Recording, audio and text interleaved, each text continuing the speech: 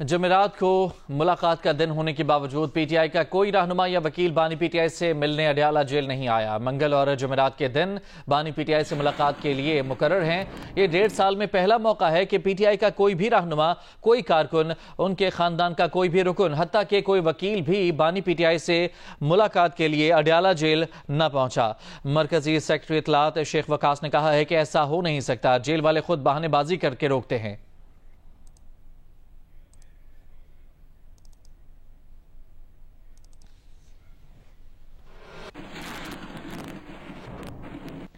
P T I رہنما شیر افضل مروت نے حکومت پی ٹی آئی مذاکرات سے اچھی توقعات وابستہ کر لی ہیں۔ انہوں نے کہا کہ حکومت اور پی ٹی آئی جس دن میز پر بیٹھیں گے اس دن کا اعلامیہ سرپرائز ہوگا، دونوں کچھ باتیں مان جائیں گے۔ جیو نیوز کے پروگرام آج عزیب خانزادہ کے ساتھ میں انہوں نے کہا کہ مذاکرات کے دوران حکومت کے اسٹیبلشمنٹ کے ساتھ کچھ تحفظات ہیں جن کی وجہ سے مذاکرات میں رکاوٹیں سامنے آ رہی ہیں۔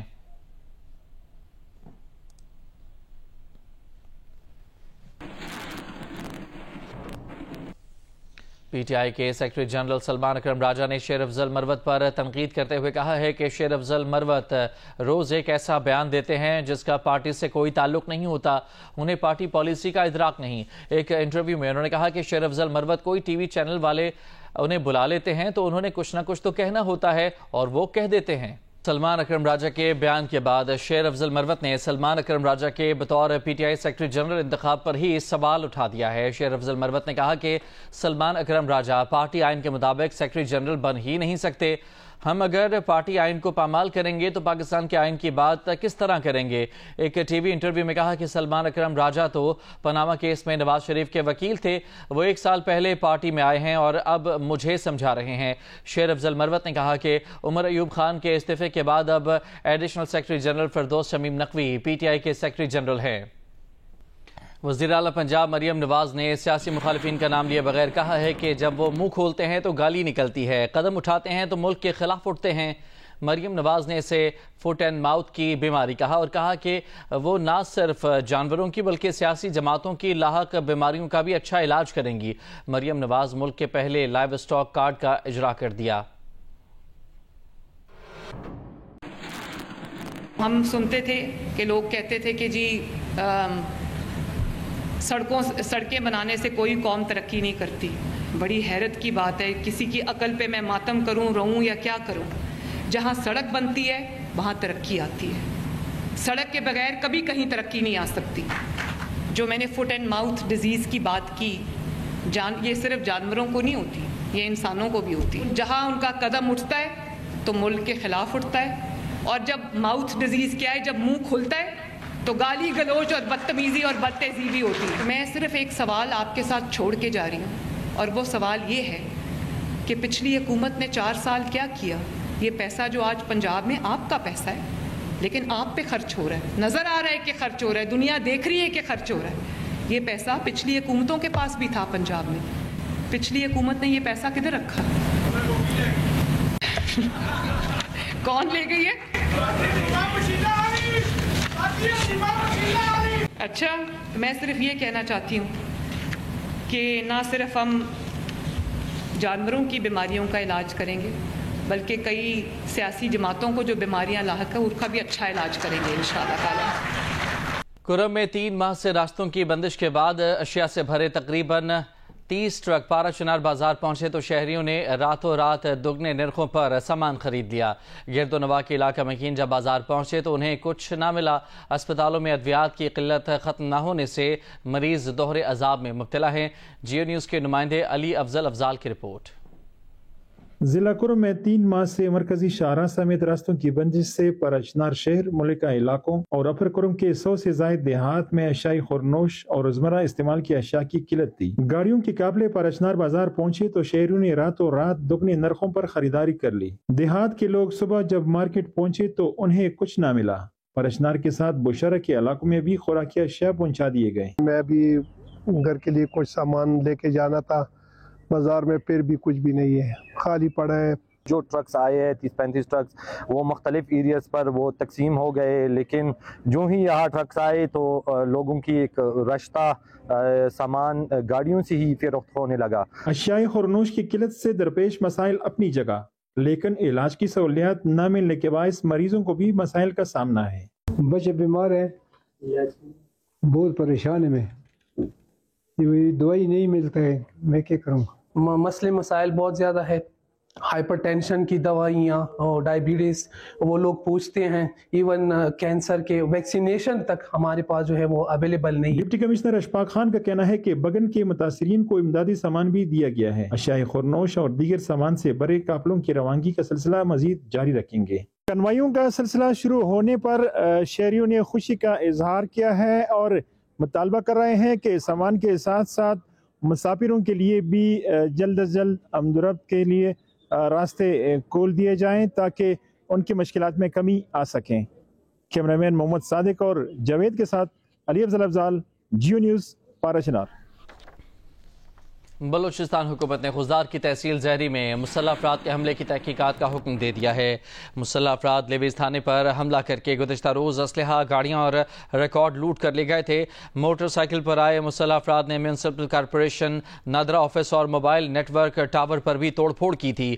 محکمہ داخلہ بلوچستان نے واقعے پر مقامی انتظامیہ کے تاخیری رد عمل کا نوٹس لے لیا ہے۔ ترجمان بلوچستان حکومت نے کہا کہ تمام اضلاع میں امن و امان کے لیے اقدامات سخت کیے جا رہے ہیں۔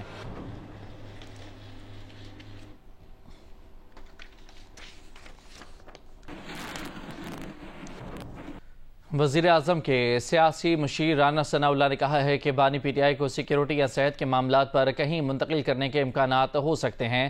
ایک انٹرویو میں مسلم لیگ نون کے مرکزی رہنما رانا ثناء اللہ نے کہا کہ جیل کے اندر ہی ٹرائل کا فیصلہ بھی بانی پی ٹی آئی کی سیکیورٹی کے سبب کیا گیا تھا۔ سیکیورٹی اور صحت کے سبب خاص انتظام کی بات ہو سکتی ہے۔ یورپی یونین کی پابندی کے خاتمے کے بعد قومی ایئر لائن کی پہلی پرواز آج یعنی جمعے کو اسلام آباد سے پیرس روانہ ہوگی۔ قومی ایئر لائن کی اسلام آباد پیرس پرواز اپنے آغاز سے ہی مسافروں میں انتہائی مقبول ہو چکی ہے۔ جمعے کی پرواز سمیت اس ہفتے پیرس کے لیے آپریٹ ہونے والی قومی ایئر لائن کی تمام پروازوں کی سیٹیں فروخت ہو چکی ہیں۔ قومی ایئر لائن نے برطانیہ سمیت یورپ کے 21 شہروں تک اپنے مسافروں کو پہنچانے کے لیے ایئر فرانس سے معاہدہ کر لیا ہے۔ رپورٹ کر رہے ہیں طارق ابو الحسن۔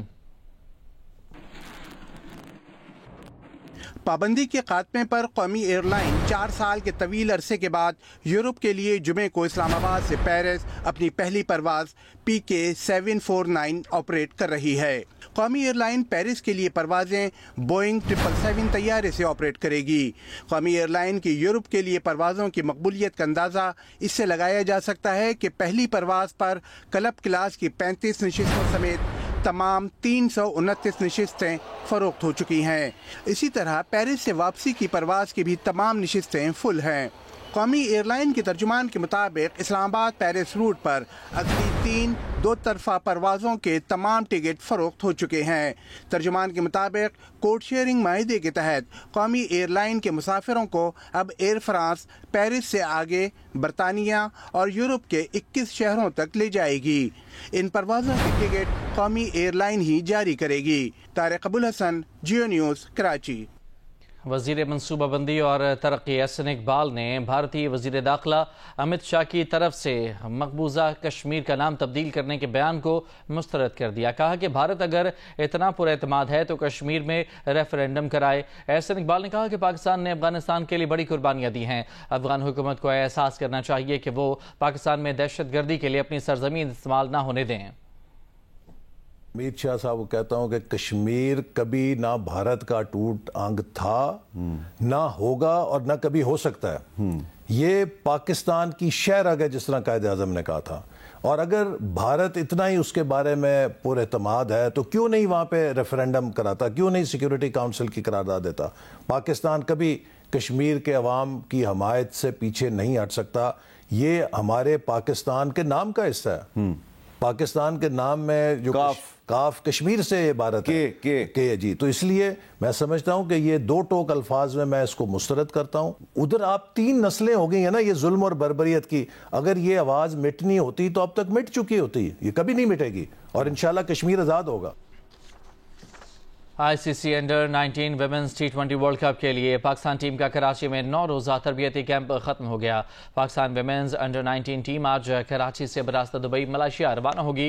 पाकिस्तान टीम की क़यादत कोमल खान करेंगी। 16 टीमों पर मुश्तमिल टूर्नामेंट 18 जनवरी से 2 फरवरी 2025 तक मलेशिया में खेला जाएगा। ग्रुप बी में पाकिस्तान के साथ इंग्लैंड, आयरलैंड और अमरीका शामिल हैं। पाकिस्तानी टीम अपना पहला मैच 18 जनवरी को अमरीका के खिलाफ खेलेगी। पाकिस्तान का 20 जनवरी को इंग्लैंड से मुकाबला होगा। पाकिस्तान का आखिरी ग्रुप मैच 22 जनवरी को आयरलैंड के खिलाफ होगा।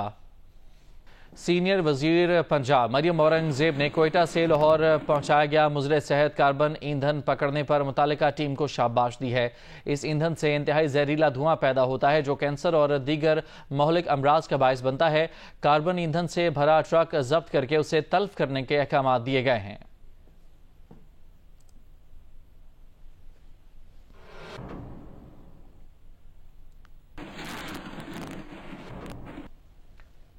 ख़वातीन को हरासानी से बचाने के लिए पाकिस्तान में बेकी बटन मुतारिफ करा दिया गया है। किसी भी हंगामी सूरत हाल में ख़वातीन इस डिवाइस का बटन दबाएंगी तो अलार्म बजना शुरू हो जाएगा।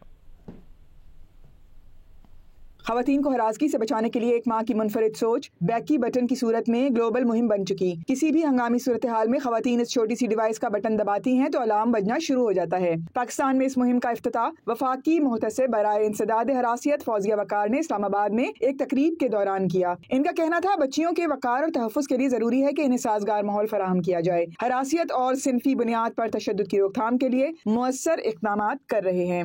कई दफ़ा जब हरासमेंट पब्लिक की जगह पे हो तो ख़वातीन पैनिक कर जाती हैं। उनके पास शोर मुंह पे अगर हाथ रख दिया जाए तो शोर मचाने का कोई तरीका नहीं होता और बहुत घिनौने उसके नताइज आते हैं। ऐसी चीज़ों के साथ सूरत हाल के लिए डील करने के लिए हमने एक मोबाइल बटन, एक पैनिक बटन का तारुफ कराया है और वो बटन सिंपली इसको दबाने से, एक डिवाइस जो आपको नज़र आ रही है, इसको दबाने से बहुत ज़्यादा शोर मचाता है, इर्द गिर्द के लोगों को पता चल जाता है और इससे जो इमीडिएट फौरी मदद है वो खातून को मिल सकती है। उसके बाद पुलिस को बुलाने का उसको टाइम मिल जाता है।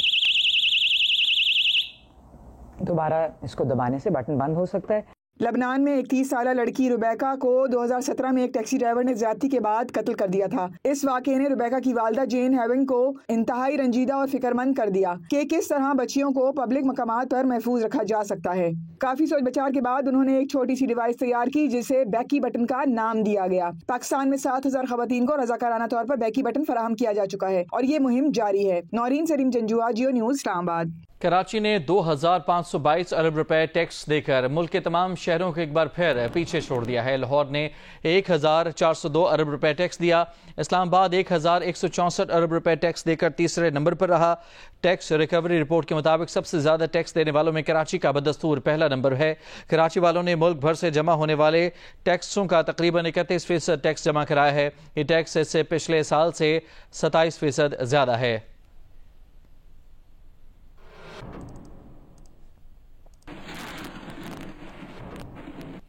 मुल्क का माशी हब और सबसे ज़्यादा टैक्स देने वाला शहर कराची है। यहाँ के टैक्स देने वाले बासियों को क्या सहूलियात मैसर हैं और उनका क्या कहना है, आइए देखते हैं।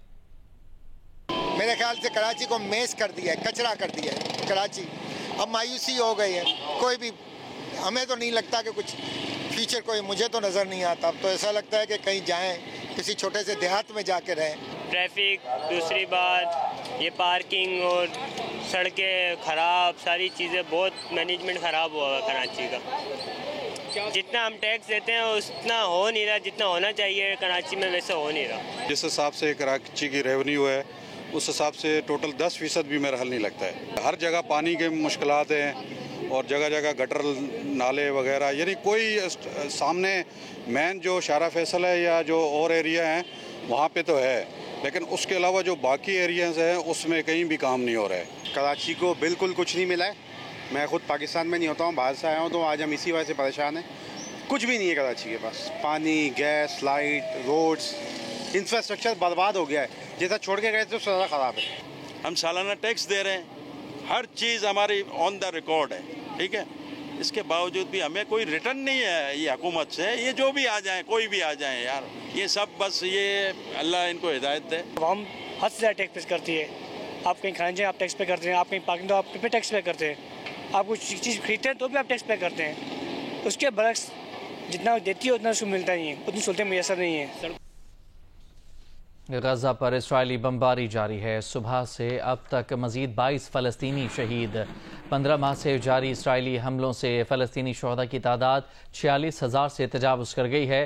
نئے سال کے پہلے ہفتے میں ہی 74 فلسطینی بچے شہید ہوئے. پوپ فرانسس نے غزہ میں انسانی صورتحال کو انتہائی سنگین اور شرمناک قرار دیا ہے. جنگ بندی کے بعد غزہ پر ممکنہ حکومت. حماس نے ٹیکنوکریٹس کمیٹی کی تشکیل پر بات چیت کے لیے آمادگی ظاہر کر دی ہے.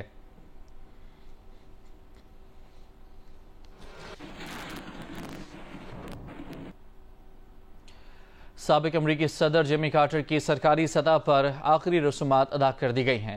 امریکہ بھر میں یوم سوگ منایا جا رہا ہے. واشنگٹن نیشنل کیتھیڈرل میں منعقدہ میموریل سروس میں صدر بائیڈن نے جیمی کارٹر کو خراج تحسین پیش کیا. میموریل سروس میں نومنتخب صدر ٹرمپ سمیت سابق امریکی صدور نے شرکت کی. جیمی کارٹر کی تدفین جارجیا میں ان کے آبائی علاقے میں کی جائے گی. جیمی کارٹر کا 100 برس کی عمر میں 29 دسمبر کو انتقال ہوا تھا. امن کے نوبل انعام یافتہ جیمی کارٹر امریکہ کے 39ویں صدر اور بحری فوج کے سابق افسر بھی تھے. 7 اسکائی انٹرٹینمنٹ کے بینر تلے نئی ڈرامہ سیریل من مرضی دیکھیے جمعہ 10 جنوری سے روزانہ رات 9 بجے صرف جیو پر.